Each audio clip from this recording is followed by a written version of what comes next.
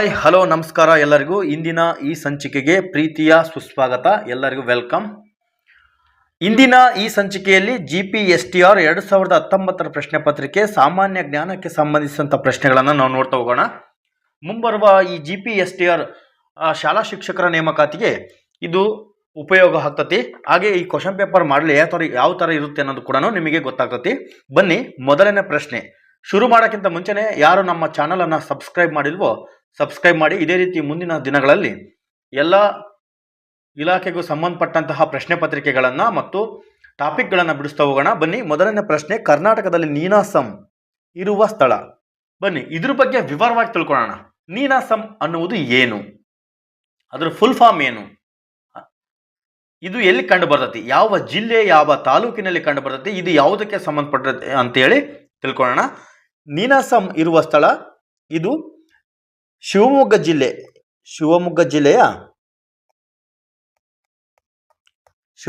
ಜಿಲ್ಲೆಯ ಸಾಗರ ತಾಲೂಕಿನ ಹೆಗ್ಗೋಡಿನಲ್ಲಿ ಕಂಡು ಬರ್ತತಿ. ಸಾಗರ ತಾಲೂಕಿನ ಹೆಗ್ಗೋಡು ಎಂಬ ಜಾಗದಲ್ಲಿ ಈ ನೀನಾಸಂ ಅಂತ ಇದೊಂದು ನೀನಾಸಂ ಎಂಬುದು ಒಂದು ಸಾಂಸ್ಕೃತಿಕ ಸಂಸ್ಥೆ. ಏನಿದು? ಇದೊಂದು ಸಾಂಸ್ಕೃತಿಕ ಸಂಸ್ಥೆ ಇದು. ಇಲ್ಲಿ ಇದನ್ನ ಸ್ಥಾಪನೆ ಮಾಡಿದವರು ಯಾರು ಅಂತಂದ್ರೆ KV ಸುಬ್ಬಣ್ಣರವರು ಇದನ್ನ ಸ್ಥಾಪನೆ ಮಾಡ್ತಾರೆ. ಯಾರು? KV ಸುಬ್ಬಣ್ಣ ಅವರು ಇದನ್ನ ಸ್ಥಾಪನೆ ಮಾಡ್ತಾರೆ. ರಂಗಭೂಮಿ, ಚಲನಚಿತ್ರಗಳು, ಸಾಹಿತ್ಯ ಮತ್ತು ಪ್ರಕಾಶನ ಕ್ಷೇತ್ರಗಳಲ್ಲಿನ ತನ್ನ ಕೆಲಸದಿಂದಾಗಿ ಇದು ಭಾರತ ಆದ್ಯಂತ ಇದು ಗುರುತಿಸಿಕೊಂಡಿದೆ. ಕಲೆ ಮತ್ತು ಸಮುದಾಯದ ಒಂದು ಪಾತ್ರಗಳನ್ನು ಪ್ರಮುಖ ಪಾತ್ರ ವಹಿಸಿದೆ. ಇದು ಒಂದು ಪ್ರಮುಖ ಪಾತ್ರ ವಹಿಸಿದೆ, ಅದನ್ನು ಬೆಳೆಸುವಲ್ಲಿ ಪ್ರಮುಖ ಪಾತ್ರವನ್ನು ವಹಿಸಿದೆ. ಹಾಗಾದರೆ ನೀನಾಸಂ ಇದು ಫುಲ್ ಫಾರ್ಮ್ ಏನು ಹಾಗಾದರೆ ಅಂತಂದರೆ ನೀಲಕಂಠೇಶ್ವರ ನಾಟ್ಯ ಕಲಾ ಸಂಘ, ನೀಲಕಂಠೇಶ್ವರ ನಾಟ್ಯ ಸೇವಾ ಸಂಘ ಅಂತೇಳಿ ಇದು ಫುಲ್ ಫಾರ್ಮು. ಇದನ್ನು KV ಸುಬ್ಬಣ್ಣರವರು ಇದನ್ನು ಸ್ಥಾಪನೆ ಮಾಡ್ತಾರೆ. ಬನ್ನಿ, ಮುಂದಿನ ಪ್ರಶ್ನೆ, ಏಕದಿನ ಕ್ರಿಕೆಟ್ ವಿಶ್ವಕಪ್ನಲ್ಲಿ ಹ್ಯಾಟ್ರಿಕ್ ಪಡೆದ ಪ್ರಥಮ ಭಾರತೀಯ ಯಾರು ಅಂತೇಳಿ ಈ ಪ್ರಶ್ನೆ ಇದಾಗಿದೆ. ಯಾರು ಹಾಗಾದಂದ್ರೆ ಇದಕ್ಕೆ ಸರಿಯಾದ ಉತ್ತರ ಸಿ, ಚೇತನ್ ಶರ್ಮಾ. ಇವರೊಬ್ಬರು ಬೌಲರ್. ಚೇತನ್ ಶರ್ಮಾ ಎನ್ನುವರು 1987ರ ವಿಶ್ವಕಪ್ನಲ್ಲಿ ಯಾವ ದೇಶದ ವಿರುದ್ಧ ಅಥವಾ ಯಾವ ತಂಡದ ವಿರುದ್ಧ ಅಂದರೆ ನ್ಯೂಜಿಲೆಂಡ್ ತಂಡದ ವಿರುದ್ಧ. ನೋಡಿ, ನೆನಪಿರಲಿ, ಮುಂದೆ ರಿಪಿಟೇಷನ್ ಆಗ್ಬಹುದು, ಹಾಗಾಗಿ ತಿಳ್ಕೊಳ್ಳೋದು ನಮ್ಮ ಕರ್ತವ್ಯ.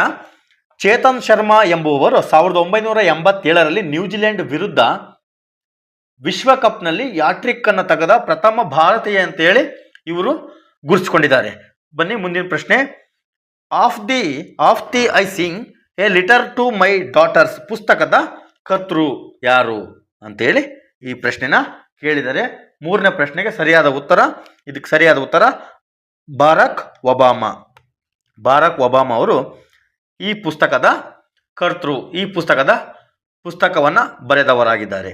ಬನ್ನಿ, ಮುಂದಿನ ಪ್ರಶ್ನೆ ನೋಡೋಣ.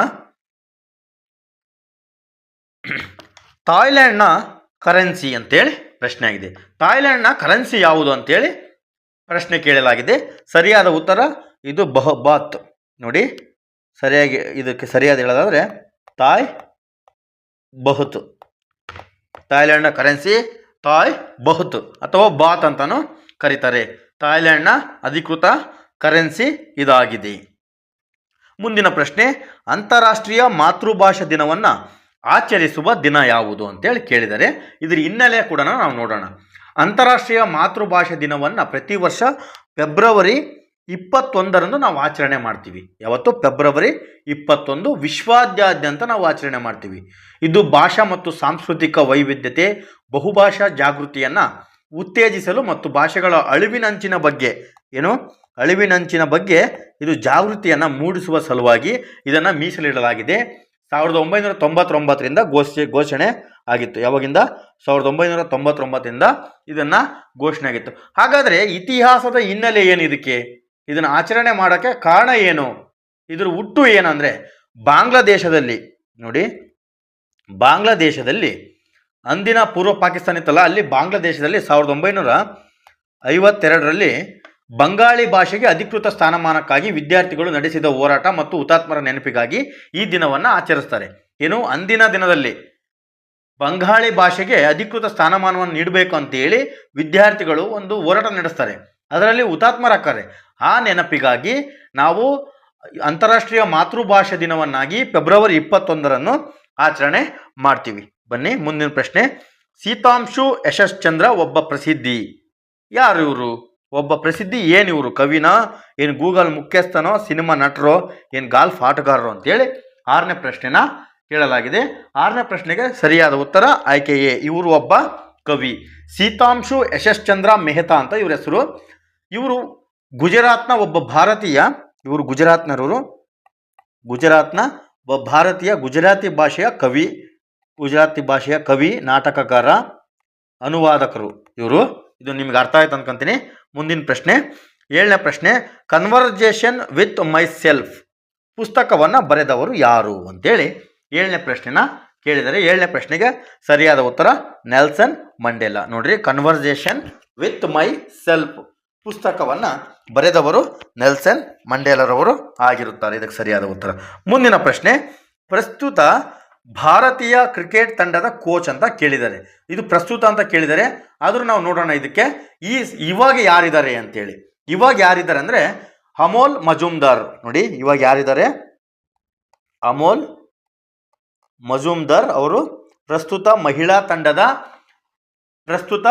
ತಂಡದ ಮುಖ್ಯ ಕೋಚ್ ಆಗಿ 2023ರಿಂದ ಕರ್ತವ್ಯವನ್ನು ನಿರ್ವಹಿಸುತ್ತಿದ್ದಾರೆ. ಇದು BCCI ಇವರನ್ನು ನೇಮಕ ಮಾಡಿದೆ. ಯಾವುದು? BCCI ಬೋರ್ಡ್ ಆಫ್ ಕ್ರಿಕೆಟ್ ಇದು ಇವ್ರನ್ನ ತಂಡದ ಕೋಚ್ ಆಗಿ ಇವ್ರನ್ನ ನೇಮಕ ಮಾಡಿದೆ. ಇವರು ಪ್ರಸ್ತುತವಾಗಿ ಇವತ್ತಿನ ದಿನದವರೆಗೆ ಇದ್ದಾರೆ. ಮುಂದೆ ಚೇಂಜ್ ಆಗ್ಬೋದು, ಆಗದೇ ಇರ್ಬೋದು. ಅಪ್ಡೇಟನ್ನು ನೋಡ್ಕೊಂತ ಇರಿ. ಬಿಕ್ಸ್ ಬಗ್ಗೆ ಕೇಳಿದರೆ ಇದು ಕರೆಂಟ್ ಅಫೇರ್ಸ್ ಸಂಬಂಧಪಟ್ಟಿದೆ. ತೇಜಸ್ ಎಕ್ಸ್ಪ್ರೆಸ್ ರೈಲಿನ ಆರಂಭಿಕ ಮಾರ್ಗ ಯಾವುದು ಅಂತೇಳಿ 10ನೇ ಪ್ರಶ್ನೆನ ಕೇಳಿದ್ದಾರೆ. ತೇಜಸ್ ಎಕ್ಸ್ಪ್ರೆಸ್ನ ಆರಂಭಿಕ ಮಾರ್ಗ ಎಲ್ಲಿಂದ ಶುರುವಾಗುತ್ತೆ ಅಂತ ಕೇಳಿದರೆ ಇದು ಮುಂಬೈಯಿಂದ ಗೋವಾಕ್ಕೆ ಇದು ಆರಂಭಿಕ ಹಂತವಾಗಿದೆ. 10ನೇ ಪ್ರಶ್ನೆಗೆ ಆಯ್ಕೆ ಡಿ ಸರಿಯಾದ ಉತ್ತರ. 11ನೇ ಪ್ರಶ್ನೆ. ಮೇರಿ ಇಕ್ಯಾವಾನ್ ಕವಿತಾ ಹೇ ಬರೆದವರು ಯಾರು ಅಂತೇಳಿ ಕೇಳಿದ್ದಾರೆ. ಜಾಸ್ತಿ ಕವಿಗಳು ಮತ್ತು ಪುಸ್ತಕದ ಬಗ್ಗೆ ಜಾಸ್ತಿ ಕೇಳಿದ್ದಾರೆ, ಹಾಗೆ ಕರೆಂಟ್ ಅಫೇರ್ಸ್ ಜಾಸ್ತಿಕ್ಕಿಂತ ಕೇಳಿದ್ದಾರೆ. ಇದನ್ನು ನೀವು ನೋಡ್ಕೊಳ್ಳಿ. ಮುಂದಿನ ಪರೀಕ್ಷೆ ತಯಾರಿ ಮಾಡುವಾಗ ಇದನ್ನು ನೀವು ನೋಡ್ಕೋಬೇಕಾಗುತ್ತೆ.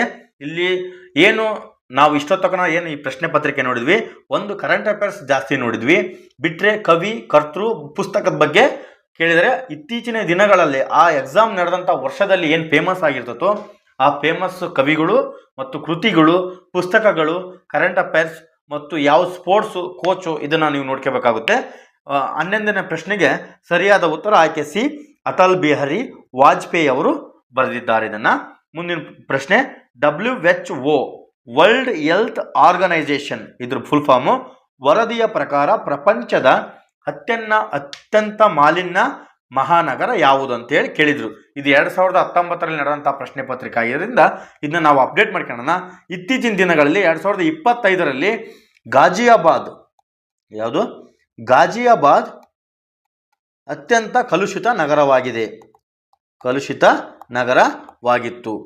ಉತ್ತರ ಪ್ರದೇಶ, ಹರಿಯಾಣ ಕೂಡ ಅತಿ ಹೆಚ್ಚು ಮಾಲಿನ್ಯ ಕೂಡ ಹೊಂದಿದೆ. ಆದಾಗ್ಯೂ ಕೂಡ ದೆಹಲಿಯು ದೇಶದ ಅತಿ ಹೆಚ್ಚು ಮಾಲಿನ್ಯ ಹೊಂದಿರುವ ನಗರಗಳ ಪಟ್ಟಿಯಲ್ಲೂ ಕೂಡ ಮೊದಲಿಂದನೂ ಇದೆ ದೆಹಲಿ. ಹಾಗಾಗಿ ಮುಂದಿನ ಪ್ರಶ್ನೆ. ಪ್ರಪಂಚದ ಇದು ಕರೆಂಟ್ ಅಫೇರ್ಸು. ಗಾಳಿಯ ವೇಗದ ಬಗ್ಗೆ ಕೇಳಿದರೆ ಗಾಳಿಯ ವೇಗವನ್ನು ಅಳೆಯಲು ಬಳಸುವ ಮಾನ ಯಾವುದು ಅಂತ ಕೇಳಿದರೆ ಗಾಳಿಯ ವೇಗವನ್ನು ಅಳೆಯಲು ಬಳಸುವ ಮಾನ ಅನಿಮೋಮೀಟರ್. ಆಯ್ಕೆ ಬಿ ಇದಕ್ಕೆ ಸರಿಯಾದ ಉತ್ತರ.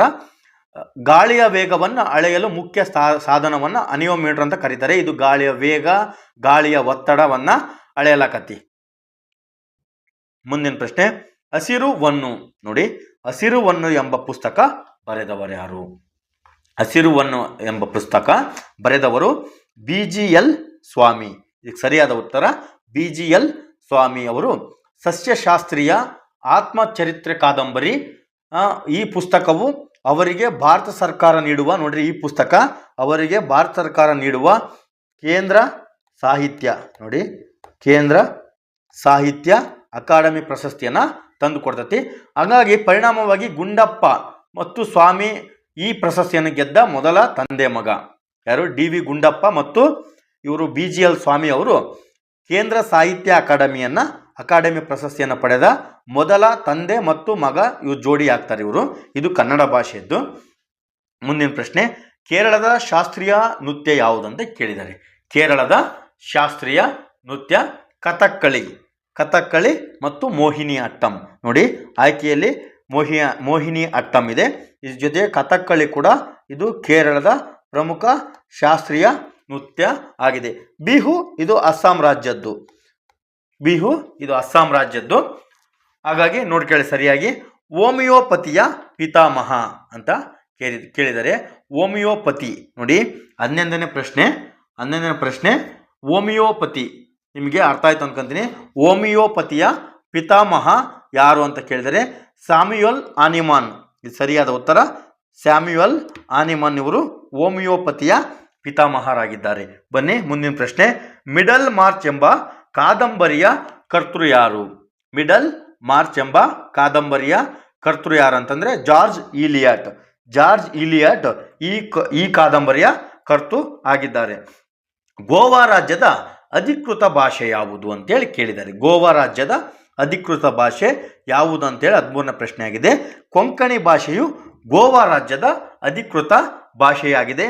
ಮಾರಿಷನ್ ರಾಜಧಾನಿ ಯಾವುದಂತ ಕೇಳಿದರೆ ಮಾರಿಷನ್ ರಾಜಧಾನಿ ಪೋರ್ಟ್ ಲೂಯಿಸ್. ಇದಕ್ಕೆ ಸರಿಯಾದ ಉತ್ತರ ಪೋರ್ಟ್ ಲೂಯಿಸ್ ಎಂಬುದು ಮಾರಿಷನ್ನ ರಾಜಧಾನಿ ಆಗಿದೆ. ನೋಡಿ 2015ರ ಒಂದು ಪ್ರಶ್ನೆ ಅಷ್ಟೇ ತಗೊಂಡಿವಿ. ಮುಂದಿನ ಸಂಚಿಕೆಯಲ್ಲಿ ಇದನ್ನು ಪೂರ್ಣಗೊಳಿಸೋಣ.